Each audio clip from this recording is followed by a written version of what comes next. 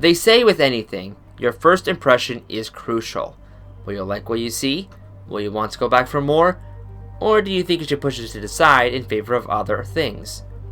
Well, that's what this series is all about, as I spend 1 hour each week to a special game to see if it's worth returning to. This, my friends, is our impressions.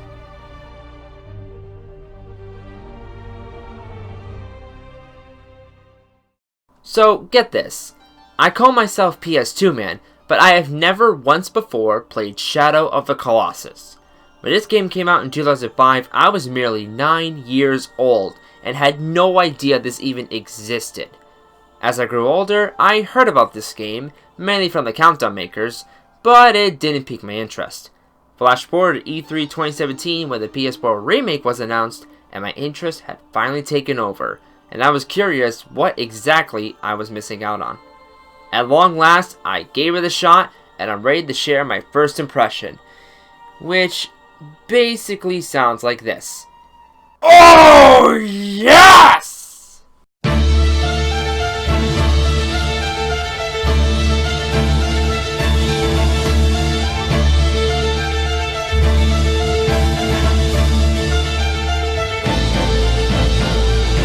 Even though I only played Shadow of the Colossus for 1 hour, I'm happy to say that I wanted to keep going.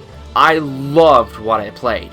I had mixed emotions throughout, and it made me want to continue to see what happens next. I found it that good. And for a game as historic as this, I'm relieved to say that. Shadow of the Colossus has a huge reputation as the game to show that video games can be art. For years, it was one of the reasons to own a PS2, right alongside games like Final Fantasy X, and it's still beloved to this day. I could see why as soon as I started the game, as our protagonist, Wander, ventures to a forbidden land to plead with the deity Dorman to bring his beloved back. In exchange, Dorman asks that we slay 16 Colossi. The story is very vague on details. You have a mission and the basics, but it never went in depth for what I played. Very few stories and games are like this anymore, and it honestly intrigued me. It kept me guessing throughout my playtime. Am I doing what's right? Should I feel bad? It was honestly a breath of fresh air compared to modern games that hammer the points into your skull. The game gives you plenty of time for those thoughts, since in between each Colossi, you venture with your horse to the next challenge in a vast open plain. There's no radar, only the light off your sword to guide your way. It's you with no music, a calm point to collect your thoughts. That is, until your next challenge shows its face. And by God, I can't believe I can say this, the entire game is a glorified boss rush! If you know me, you know I love boss fights. Way more than I probably should. The atmosphere, the hype, the mechanics, even the boss gauge, when given one, fills my heart with joy. To know this game is a gauntlet of bosses put the biggest smile on my face, and we have 16 of them. Nice! Now with the hour I had, I only had time for 3 Colossi, but those 3 made me beg for more. Sort of, but I'll touch on that soon.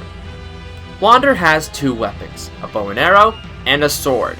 The bow is useful to give you an advantage in battle, but that's it, since it hardly deals any damage before the weak point goes numb to your arrows. You'll have to use your sword on each of the Colossus' hidden weak points, but to do that, you have some climbing to do. Climbing and holding on reduces your stamina. Run out of stamina, you let go, so preserving your strength and knowing when to hold on is key to each battle. You'll need to use your wits to reach your destination, and figuring it out can be so rewarding. And if you're struggling, Dorman offers advice that's just vague enough for you to feel proud when you solve it. Add to it amazing and memorable music, and you have some great fights. Don't be surprised though if you feel bad once you take the beast down. With no grand victory theme, the game makes you wonder if what you did was worth it. I'm sure the other 13 Colossi are just like that, but hey, an hour time limit, what can you do? I can safely say I want to go back and play more. I most likely will after the video's done. The story gives just enough to keep your interest, The presentation is outstanding and beautiful for a vast and barren wasteland. The fights are fun to test your abilities, making you feel like you're truly taking down a behemoth. I want more, and I can happily say this impression is happily satisfied. I'm sure I missed some mechanics of the game, but thankfully, I'll be returning to the game to soon find out. Who knows, I might just have one of my favorite games of all time sitting right in front of me. Well everyone, I hope you enjoyed this episode of Our Impressions. This is basically a way for me to give content each week while I'm still working on the reviews and countdowns. I plan on making this a weekly series as that was one of my goals this year. So I hope I deliver, and I hope you enjoy what comes next.